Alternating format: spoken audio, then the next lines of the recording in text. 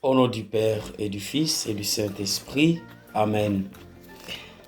Mes frères et sœurs bien-aimés dans le Christ, en méditant sur l'évangile de ce jour, nous sommes immédiatement interpellés par la scène puissante et émouvante qui se déroule dans la maison de Simon le pharisien.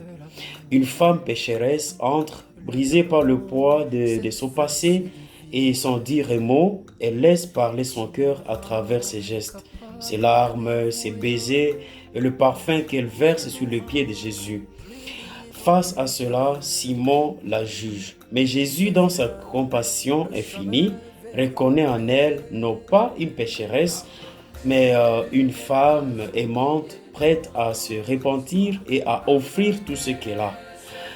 Cet évangile se lie profondément avec la première lecture de Saint Paul apôtre aux Corinthiens. Paul nous rappelle l'essence même de la bonne nouvelle que nous avons reçue. Christ est mort pour nos péchés, il est ressuscité pour notre salut, et cela est le fondement de notre foi. Cependant, il insiste également sur un point crucial.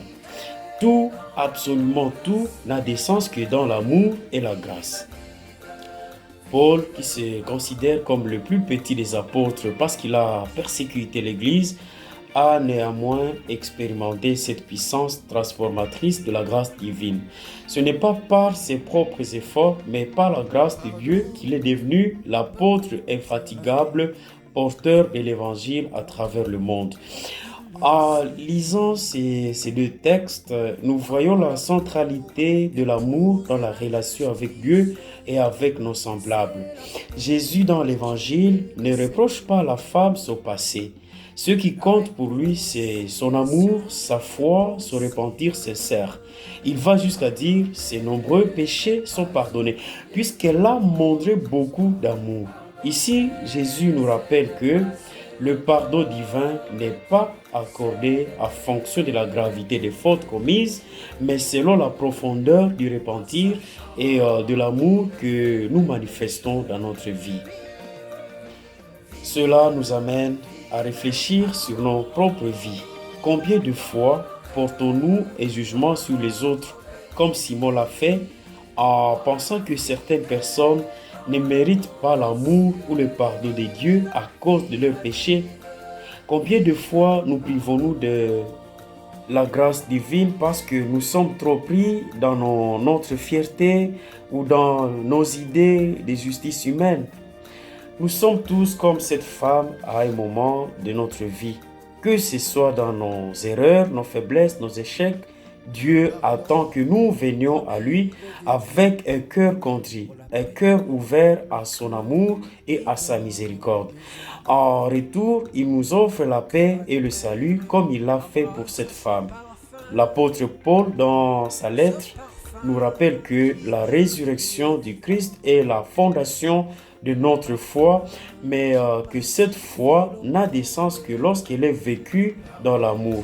L'amour n'est pas seulement un sentiment, c'est une action, c'est un choix quotidien. Et la femme pécheresse de l'Évangile a manifesté cet amour à travers ses gestes d'humilité et de service, et elle a trouvé, disons, le pardon, elle a été pardonnée. Paul lui-même a fait l'expérience de l'amour transformateur de Dieu, passant des persécuteurs de l'Église à l'un de ses plus grands apôtres. Dans notre vie quotidienne, cela se traduit de manière concrète. Comment vivons-nous cet amour au quotidien? Sommes-nous capables d'aimer ceux qui nous ont fait du tort? Pouvons-nous manifester cet amour à travers le pardon, même lorsque cela semble difficile? Sommes-nous prêts à être comme cette femme qui, sans honte, s'est approchée de Jésus avec ce qu'elle avait de plus précieux pour recevoir la grâce de la réconciliation? Jésus, en pardonnant à cette femme, lui dit, ta foi t'a sauvé, va en paix. Cette paix que nous recherchons tant dans nos vies n'est possible que par la réconciliation avec Dieu et avec nos frères et sœurs.